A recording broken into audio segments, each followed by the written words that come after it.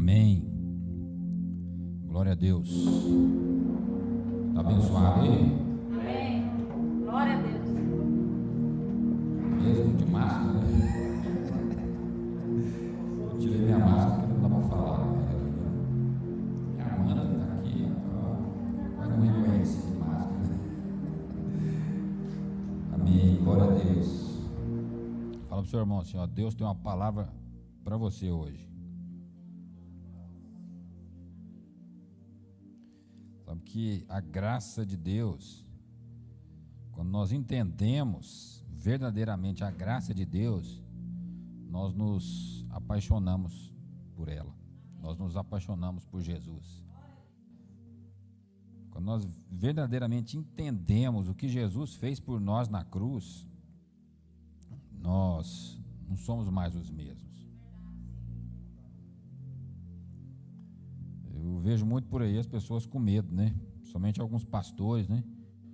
Com medo de pregar graça nas suas igrejas e as pessoas se tornarem levianas, entendeu? Se tornarem relapsas, se entregarem ao pecado, né?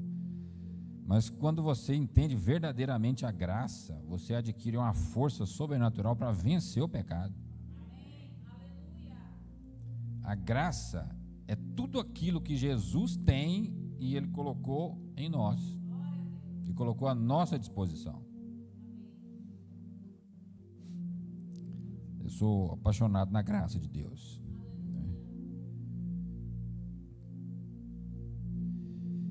Tem alguns textos na Bíblia que eles são, às vezes, alguns tabus, certo? E às vezes a gente lê aquele texto e você lê outros textos, você vê a graça de Deus, você vê o favor de Deus, e aí você volta para aquele primeiro texto que você está acostumado a ver daquela forma, e você vê algo ali que parece que não está batendo. Aconteceu isso com você? Você entendeu o favor de Deus, aí você lê um texto aqui, principalmente em João. João acho que é mestre para ter essas coisas, né? Você olha lá o apóstolo do amor, de repente, rapaz, isso aqui não faz sentido. Nessas circunstâncias, você tem que perguntar para o Espírito Santo. Espírito Santo, o que o Senhor quer dizer através desse texto? Amém. Me mostra realmente o que o Senhor quer dizer através dessas letras, dessas palavras que estão aqui escritas. Amém? Amém. Glória a Deus. Porque Ele é o seu ensinador. Aleluia, Jesus. Ele é o mestre da sua nova natureza. Aleluia. Você nasceu de novo? Amém. Você Glória a nasceu de Deus. novo aí na sua casa? Amém. Pois é, o Espírito Santo, Ele é o mestre Aleluia. do seu espírito, que é a sua nova natureza. E Ele te ensina todas as coisas. Amém. Amém? Então vamos lá, em João capítulo 15. Andando no amor. Esse é o tema da palavra de hoje, né? Eu ia colocar um outro tema, né? Estou pensando em escrever um outro livro um dia, né? A preguiça foi embora, né? Sou preguiça, vai embora, preguiça. E já tem até o nome do livro, chama Fluindo em Amor. Amém. Glória a Deus. Mas está bem no começo, né?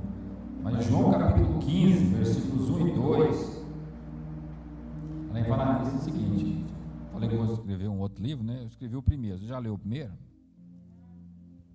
Né? Se você não leu o primeiro, você vai lá e lê, né? Vai lá e lê. Nós estamos colocando ele, tem lá numa página no Facebook chamado Vida no Espírito, Primeiros Passos. Você consegue baixar ele lá em PDF, você lê, né? E agora nós estamos lançando essa semana agora nosso site, mivianapolis.com.br, né? Entendeu? Ainda está em construção ali, mas se você quiser acessar hoje na sua casa, lá, você pode acessar, certo? Inclusive, se alguém quiser assistir o culto ao vivo, tá passando lá, Gabi? Tá, né? Tem um link lá para o YouTube, né? Lá no nosso site, certo? E esse nome é nosso, nós fomos lá e compramos o nome lá, entendeu? Tem que comprar o nome, né? mivianapolis.com.br.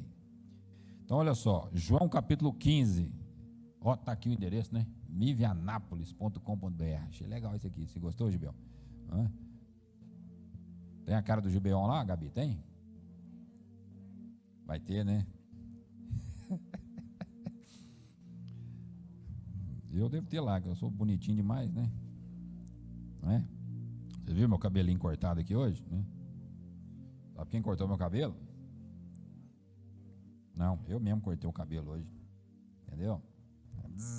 É facinho, né? É só botar no 2 e... Não é facinho? Você bota no 2 e... Simples, simples. João capítulo 15, versículo 1 e 2. Eu sou a videira verdadeira e meu pai é o agricultor. Quem está falando isso aqui? Jesus. Eu sou a videira verdadeira e meu pai é o agricultor. Todo ramo que estando em mim não dá fruto, ele corta. E todo que dá fruta, ele poda, para que dê mais fruto ainda. Certo? Então, olha só, o que eu não entendia nesse texto aqui? Essa situação aqui de aquele que não dá fruto, ele corta.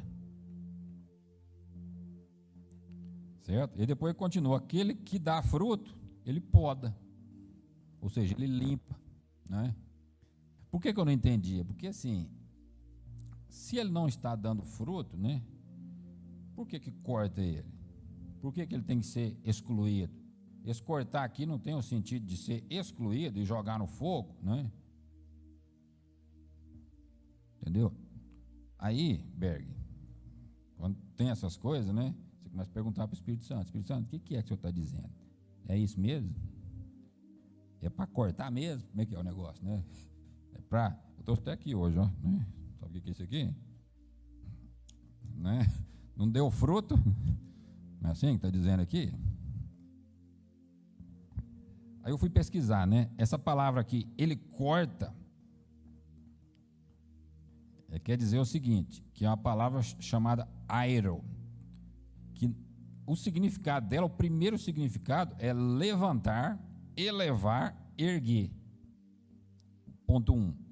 1A, levantar do chão, pegar, como você pega pedras, entendeu? Você pega do chão. 1B, erguer e levantar a mão, como se estivesse levantando a mão, certo? O C, içar, como se você estivesse com a vara de peixe e estivesse levantando a vara de peixe, o peixe, certo? Isso tem aqui? Tem não, né? Aí depois, o segundo conceito, tomar sobre si e carregar o que foi levantado. Por exemplo, essa mesma palavra, Jesus usou lá com aquele coxo que ele curou, falou: toma o teu leito. Ou seja, ele pega o leito e vai, certo? Aí lá na frente, lá no 3B, entendeu? Depois de várias definições, que ele fala que pode ser cortar ou afastar o que está ligado, certo? Mas tem um detalhe nesse texto aqui que me chamou muita atenção, que fala assim, ó, todo ramo que estando em mim, ou seja, esse ramo ele está ligado em Jesus, entendeu? Esse ramo está ligado em Jesus. Então, o ramo que está em mim, Jesus falando, né? Eu corto. Ele quer dizer corto mesmo? Depois que eu li essa definição, ou ele quer dizer que eu levanto, eu trago ele para perto, né? Aí eu fui ver ali a videira, como é que trabalha a videira, né? A videira, vocês sabem que é uma planta que nasce uva dela, né? Sim, né? E a videira, ela não é uma árvore, ela é aquelas plantas que se deixar no chão, ela fica rastejando no chão assim, né? Então o que eles fazem? Coloca ali, assim, ou colocam uma grade, né? E vai pegando os galhos e colocando para ele ir crescendo para o alto. Então o que faz quando ele não está frutificando? Pega os galhos de baixo e coloca eles para cima e prende ele ali num lugar para que ele possa crescer livremente. Amém? O que eu quero dizer com isso, né? Quer dizer que o Pai, ele não corta aquele que está ligado nele. Amém? Ele não está produzindo fruto, mas o Pai vem e cuida, o agricultor cuida, levanta, coloca ele na condição de produzir fruto. mostra para ele o filho, mostra para ele como que você anda no caminho do Senhor, né? E coloca para produzir fruto. Amém? Vamos entender aqui um contexto. Eu estou mostrando aqui como que você vai meditar na Bíblia, como que você vai entender as questões na Bíblia, né? Então, algumas questões que parece que não faz muito sentido, aí você volta lá no mesmo livro, no livro do próprio João, capítulo 6, 37. Ele fala assim, ó, todo aquele que o Pai me dá, esse virá a mim. Ou seja, quem que é esse que o Pai dá e esse que vai até Jesus? Aquele que crê. Certo? E o que vem a mim, de modo nenhum o lançarei fora. Certo? Eu sei que eu estou falando aqui, vocês estão achando assim meio, que pastor quer chegar com isso, né? Eu quero chegar com isso é o seguinte, que por muitos anos, né? E provavelmente está na mente de muitos de vocês, né?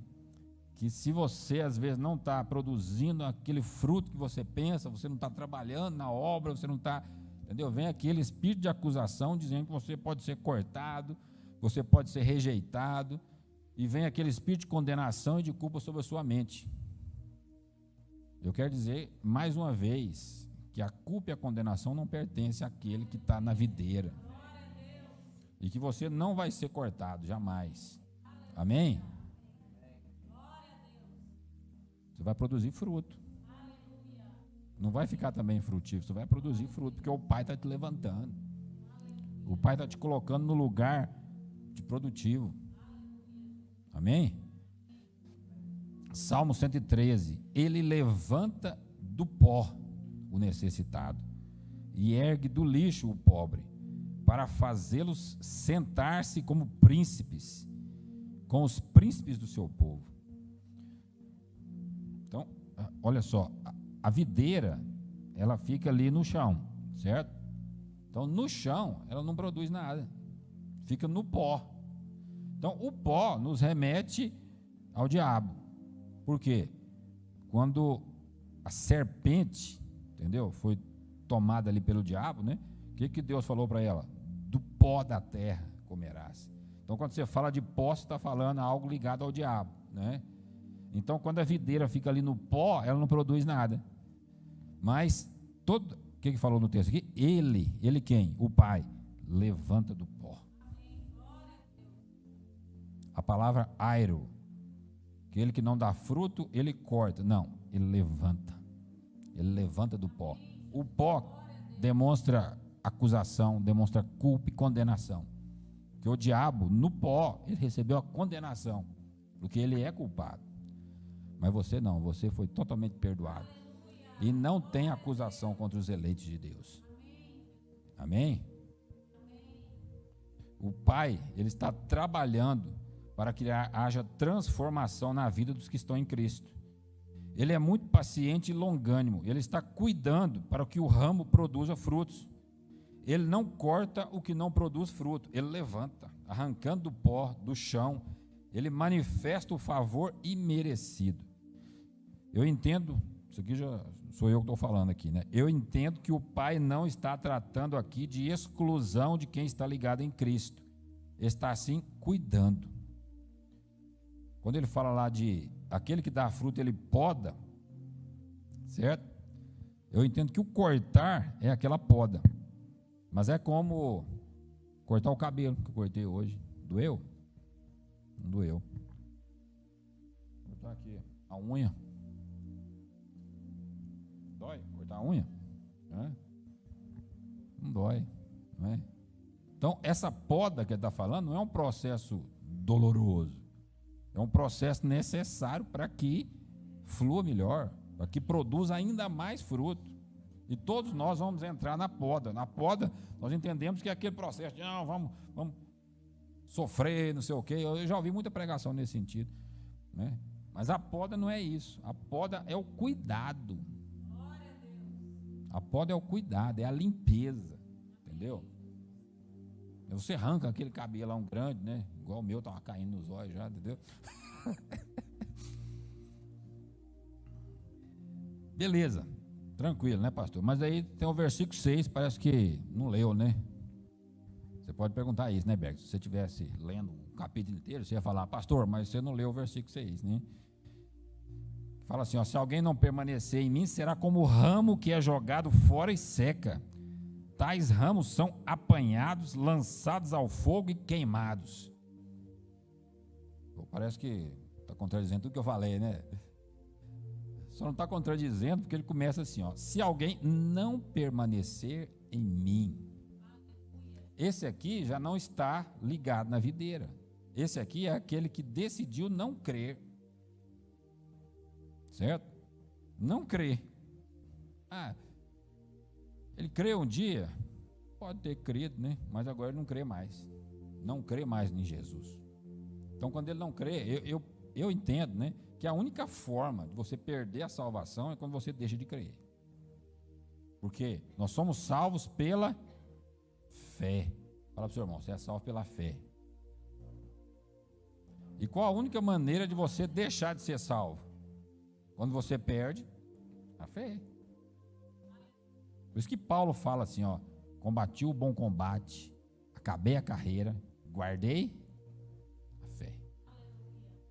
Guardei a fé.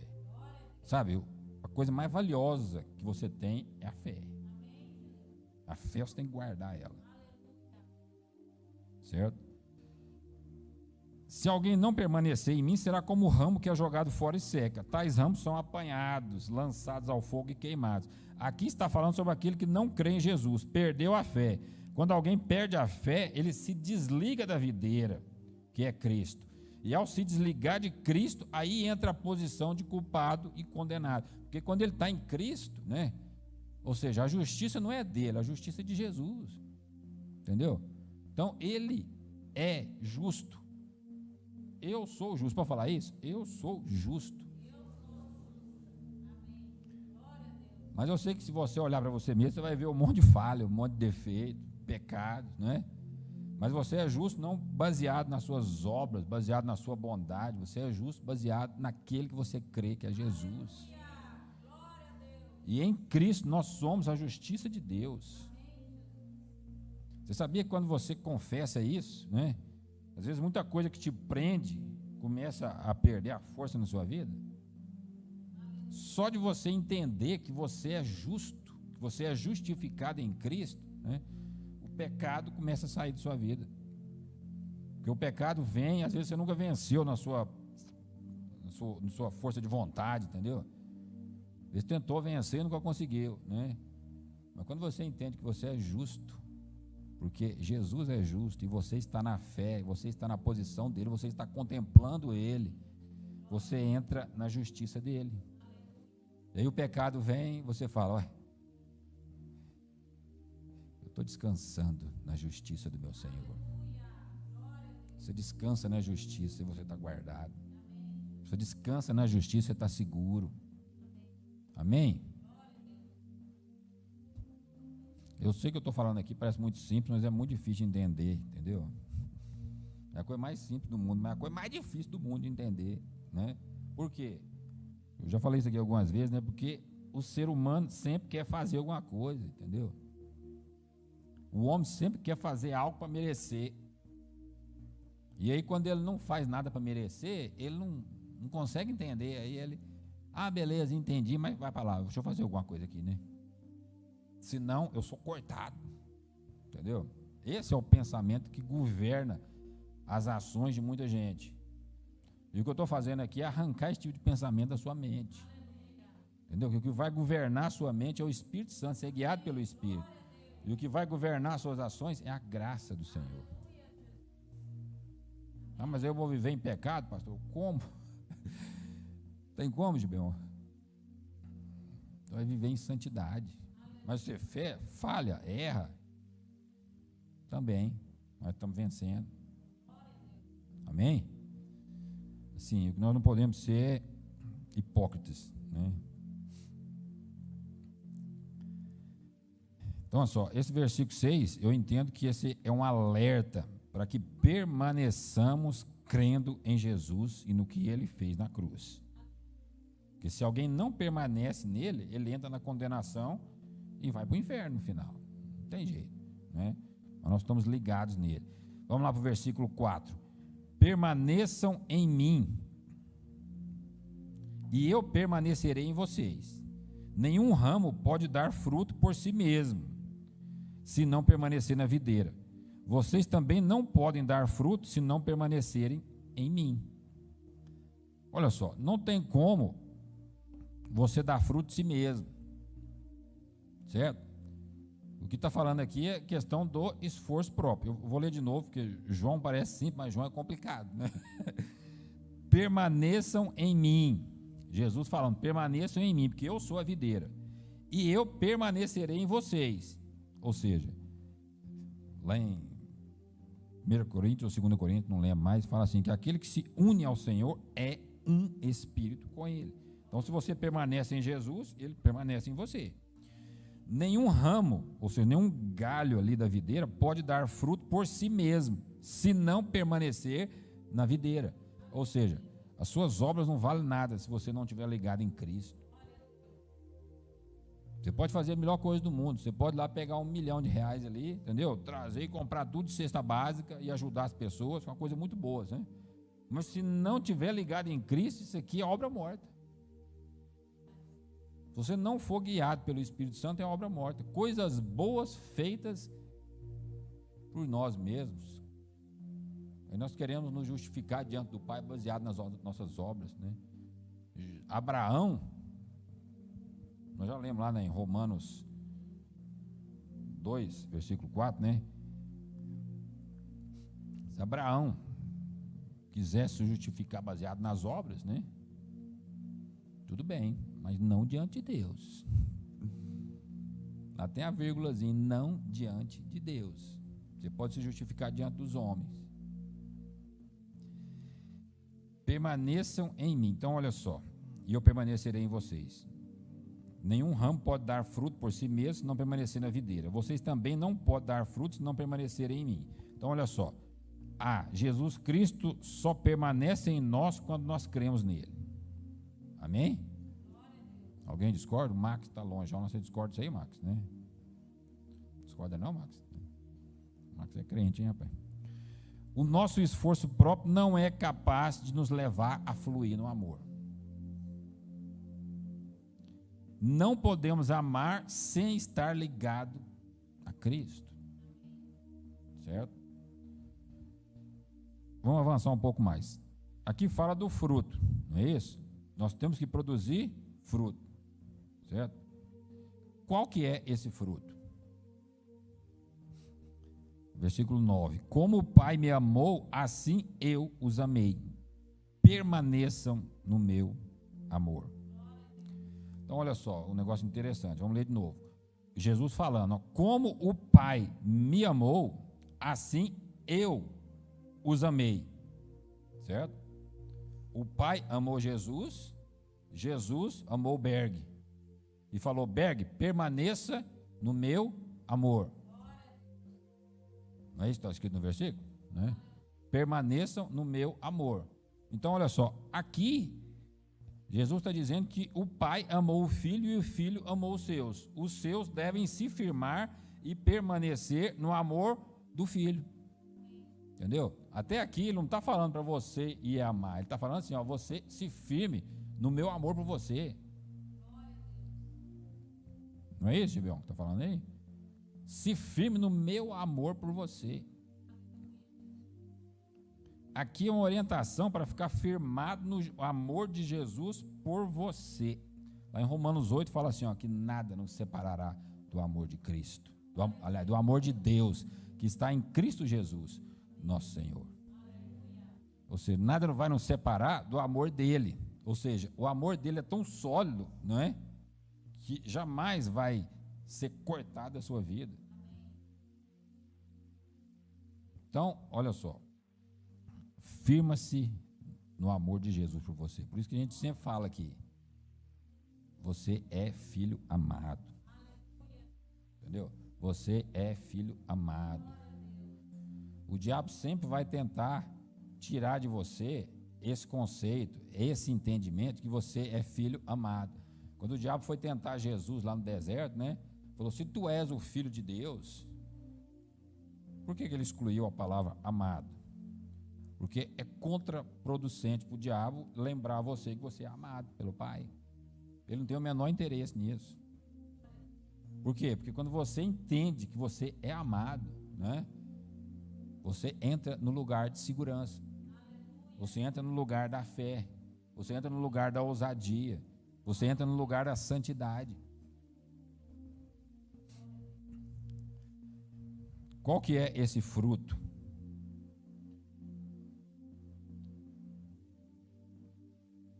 Vamos lá para o versículo 10. Nós lemos o 9, né? Como o Pai me amou, assim eu os amei. Permaneçam no meu amor. O 10. Se guardardes os meus mandamentos, permanecereis no meu amor. Assim como também eu tenho guardado os mandamentos de meu Pai, e no seu amor permaneço. Ou seja, quando fala aqui, ó, se guardardes, quer dizer assim, ó, manter alguém no estado em que ele está. Certo? Guardar, manter, né? Então, se nós guardarmos os mandamentos de Jesus, certo? Nós permaneceremos, ou seja, permanecereis aqui, quer dizer ser sustentado, mantido continuamente. Permaneceremos no amor de Jesus, assim como ele tem guardado os mandamentos, entendeu? E permanece no amor do Pai. O fruto aqui é o amor de Cristo por nós. Amém? E esse amor gera em nós o amor pelas pessoas. Ou seja, eu quando entro nesse fruto de que eu sou amado, eu tenho plena convicção de que eu sou amado por Jesus, que Jesus foi na cruz em meu lugar, certo?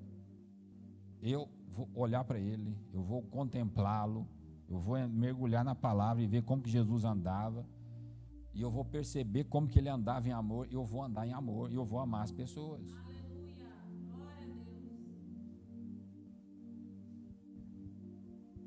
Amém, Gutierrez? Gutierrez parece os irmãos lá de Bereia, não é isso? Bereia mesmo, né?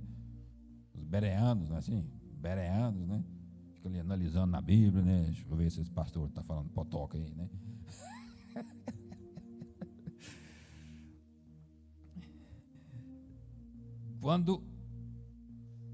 Quando estamos contemplando Jesus, nós somos transformados à semelhança de quem Ele é. Ele é amor. Ou seja, se você fica contemplando Jesus, se você fica olhando para Jesus, você vai se tornar a imagem dele. 2 Coríntios 3,18, domingo passado nós falamos sobre isso, né? E nós contemplando com o rosto desvendado, né, nos tornaremos a imagem dele, né? Nós vamos contemplando ele até que nós nos tornamos iguais a ele, semelhantes a ele. E ele é amor. Então nós seremos transformados em pessoas que andam em amor. Pessoas que fluem no amor do Pai. Amém? O amor é a principal característica de quem está ligado a Cristo. Certo? Olha só, nós falamos aqui, né? O versículo 10 falou que se guardar os mandamentos, né? Isso aqui eu já ouvi, e até hoje a gente vê muita confusão nisso, né? Esses mandamentos são os mandamentos de Moisés? Cadê? O versículo 10. Aqui ele está, né? Se guardardes os meus mandamentos. São os mandamentos de Moisés? São os 10 mandamentos? Não matarás, não roubarás, não dirás falso testemunho, não adulterarás. São esses? Não. Jesus falou assim, ó, eu estou guardando esses mandamentos de Moisés. Eu estou guardando os mandamentos do meu Pai. Eu estou ouvindo o Espírito Santo e fazendo. Jesus viveu aqui na terra, né, no período da lei. Mas ele falou para os discípulos dele o seguinte: se guardar os meus mandamentos, permanecerei no meu amor. Assim como também eu tenho guardado os mandamentos de meu Pai. Então ele está falando de dois tipos de mandamentos diferentes. Certo? Embora na prática seja a mesma coisa. Entendeu, Gibel? Né? Aí no versículo 12 ele fala assim, ó, o meu mandamento é este: amem-se uns aos outros, como eu os amei. Lá no livro de 1 João fala lá que os mandamentos de Jesus não são pesados. E ele explica lá quais são os mandamentos de Jesus, né? Ele fala assim, ó, ame as outras pessoas, é o que Jesus falou aqui, né? Amem-se uns aos outros como eu os amei. Só que João acrescenta um outro mandamento, que é o básico, né? Creia no Filho. Ou seja, Jesus falou em João capítulo 6, né? Perguntaram qual é a obra de Deus, o que nós devemos fazer para cumprir a obra de Deus, né? Jesus falou assim, ó, creia naquele que do Pai foi enviado. Ou seja, um jeito difícil de falar assim, ó, creia em mim. Então Jesus resumiu o mandamento dele em crer em Jesus. E aqui Jesus falou, o meu mandamento é esse, ame uns aos outros, como eu os amei. Então o mandamento de Jesus é viver no amor dele, entender que é profundamente amado e se estabelecer nesse amor. Aí o que acontece? Você começa a fluir em amor. Vocês estão entendendo como é que a graça funciona? A graça é o seguinte, você entra num lugar onde você não fez nada para estar ali, você não fez nada para merecer, mas você entrou e chegou lá, você está lá no meio da festa, assim, entendeu? E todo mundo chegando, ó, pode comer. O que é isso aqui? É um docinho mais caro do planeta, mas pode comer. Eu falo, mas... Entendeu? Como se você estivesse entrando numa festa, né? Você estava num lugar, você não foi convidado, entendeu? Mas de repente você está ali, usufruindo de tudo, sem merecer. Você foi colocado lá.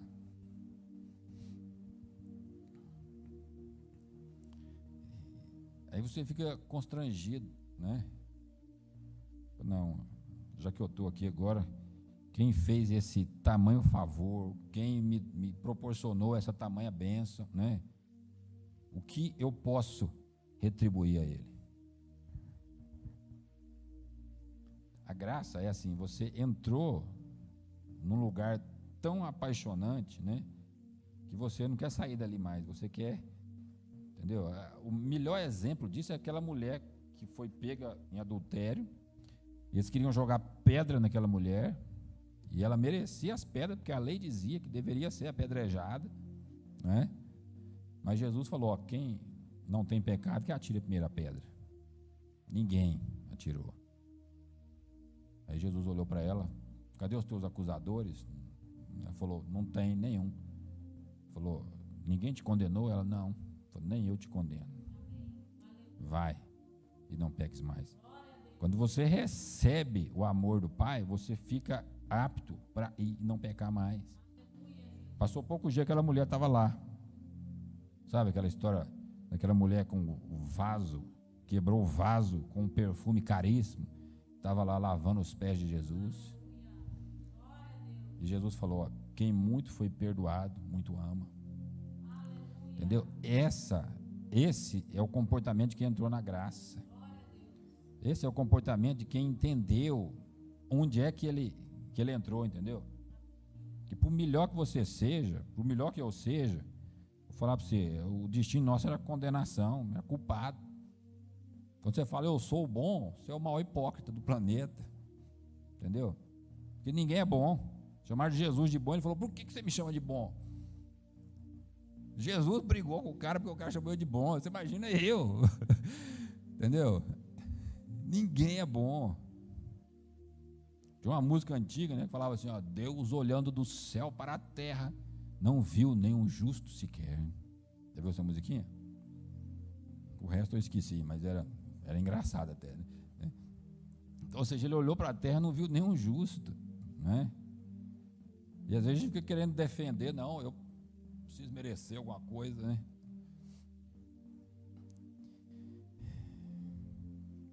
1 Coríntios 11:1 fala assim, ó, tornem-se meus imitadores como eu o sou de Cristo. Certo?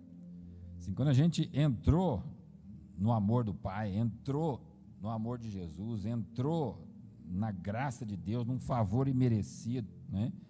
A gente caminha à semelhança de Jesus. Paulo está dizendo aqui, ó, tornem-se meus imitadores, certo? Falando para os coríntios, lá da igreja dos coríntios, tornem-se meus imitadores, olha para mim, porque eu estou olhando para Jesus. Ele não falou, olha para mim porque eu sou o bom. Ele falou, não, olha para mim porque eu estou olhando para Ele.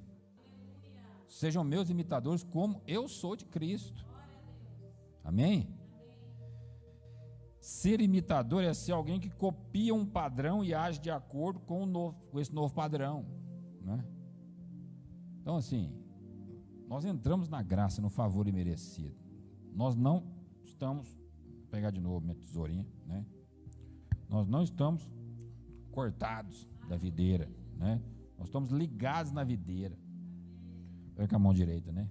A mão esquerda é difícil cortar, né?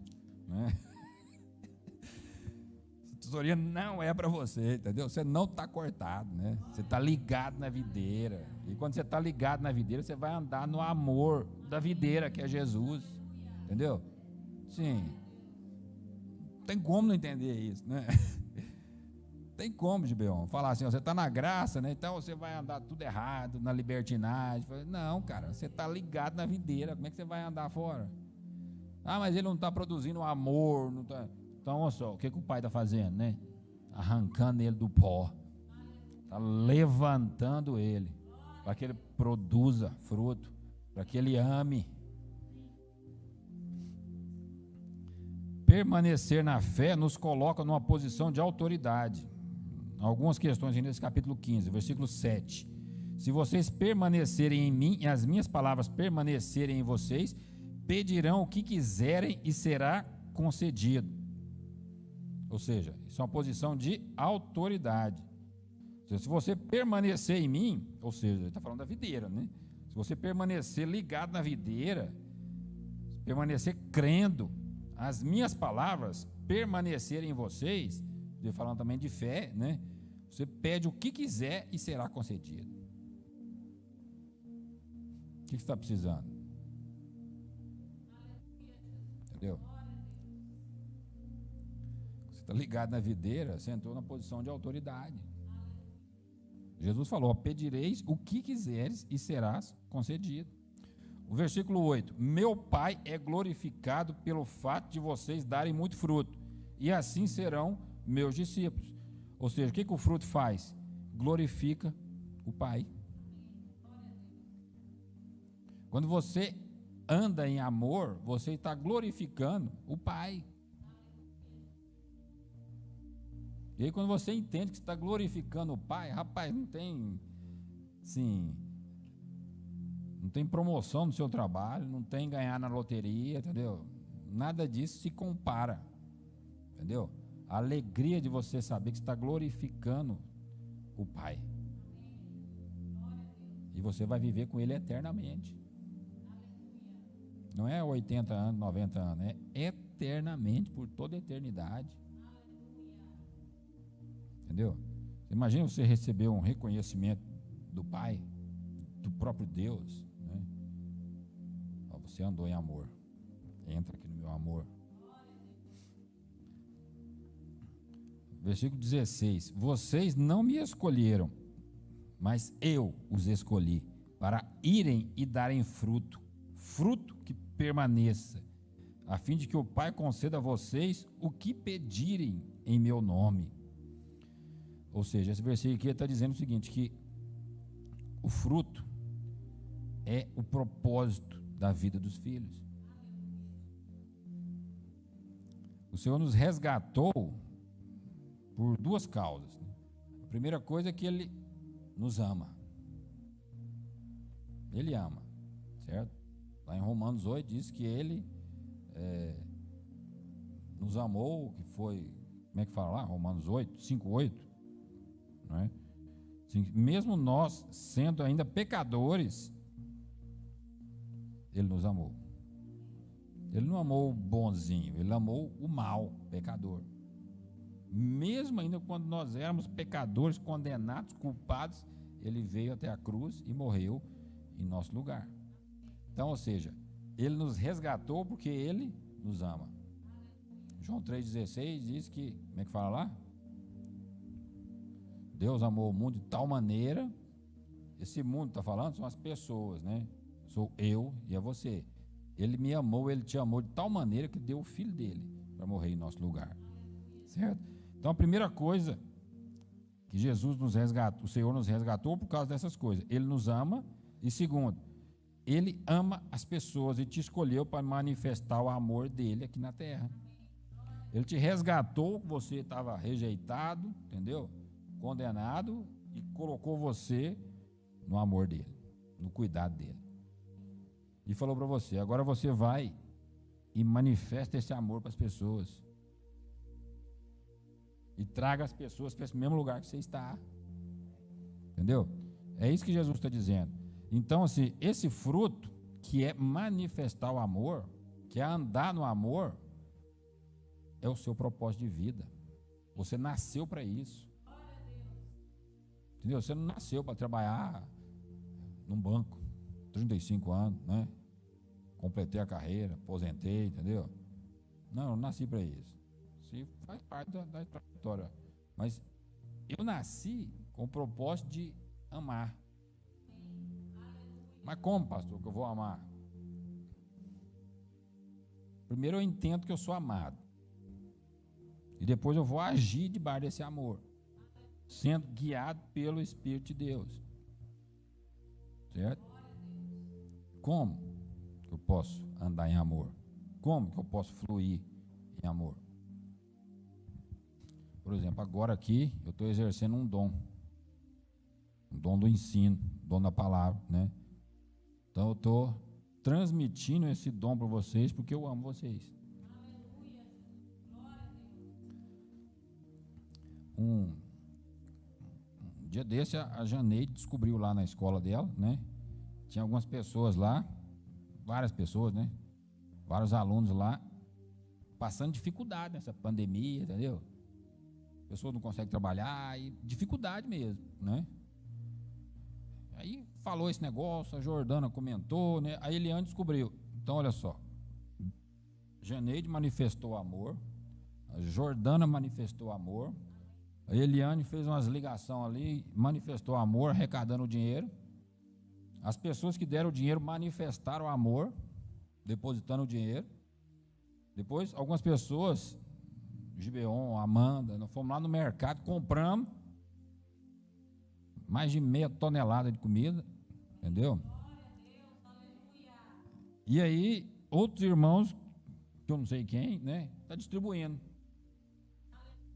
Ou seja, cada um, entendeu? Fazendo a sua parte, né? Cada um fazendo aquilo que está nas suas mãos, aquilo que está ao seu alcance, manifestando Jesus para essa geração.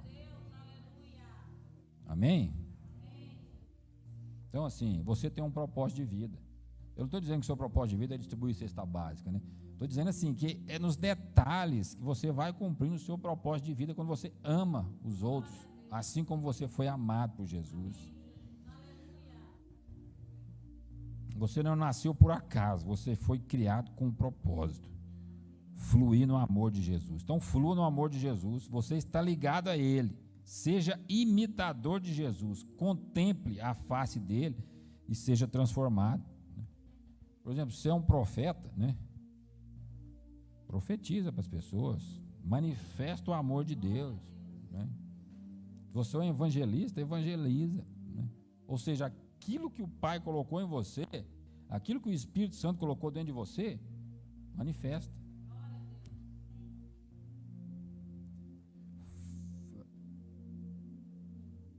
Flua no amor de Jesus, você está ligado a Ele, seja imitador de Jesus, contemple a face dele e seja transformado. Fluir no amor é viver em santidade, não por ter a sua própria força de vontade e conseguir dominar seus impulsos, mas por receber e dar na revelação de que foi justificado em Cristo. Quer que eu fale de novo esse negócio aqui? Isso aqui ficou bonito, não ficou? Fluir no amor é viver em santidade, não por ter a sua própria força de vontade e conseguir dominar os seus impulsos.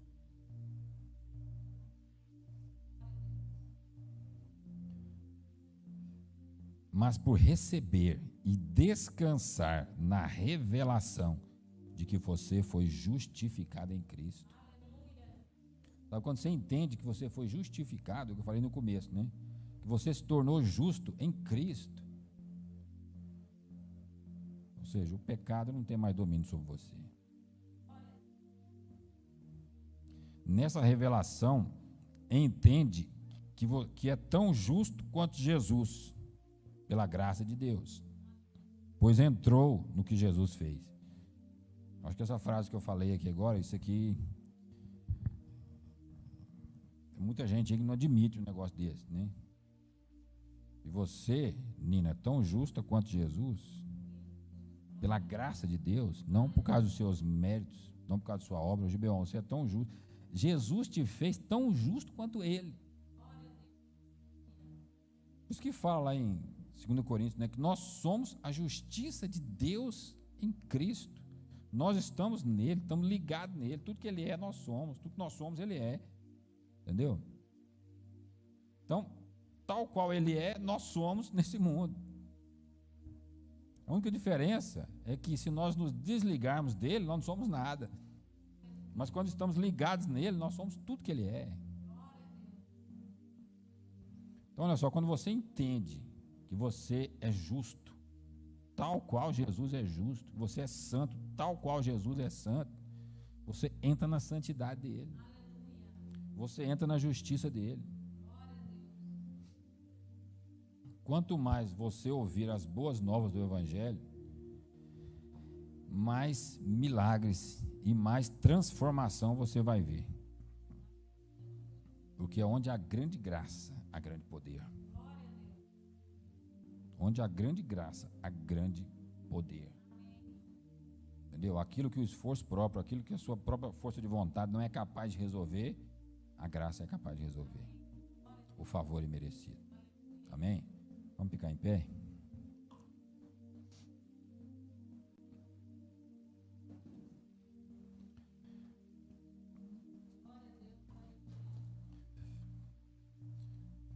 Olha só, você jamais pode andar em condenação. Jamais pode andar em culpa.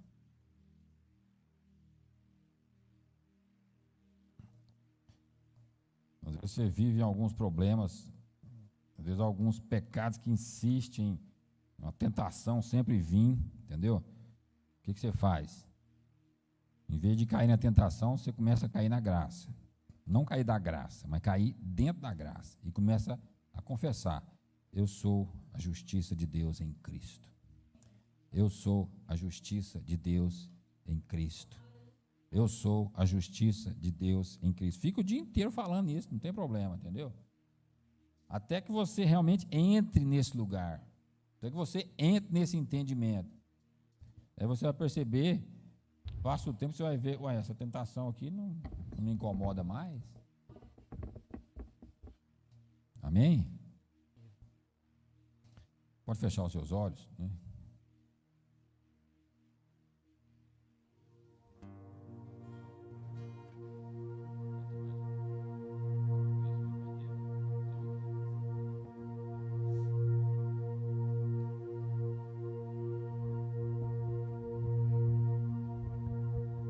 No seu lugar, adore o Senhor. Você pode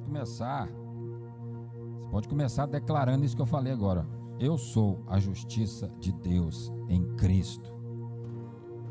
Pode ficar repetindo isso aí, entendeu?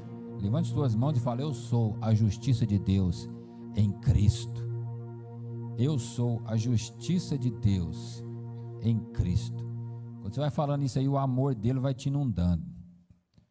O amor dele vai inundando a sua vida, inundando o seu coração.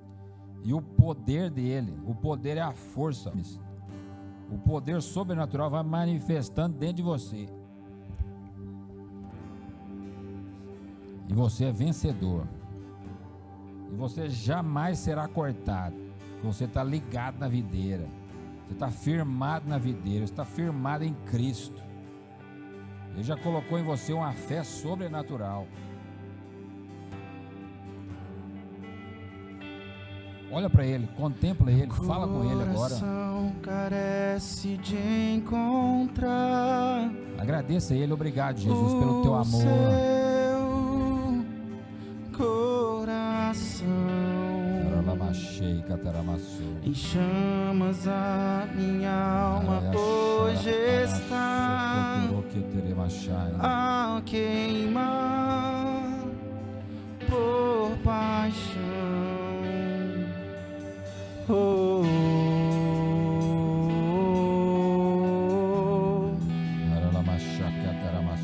oh, oh.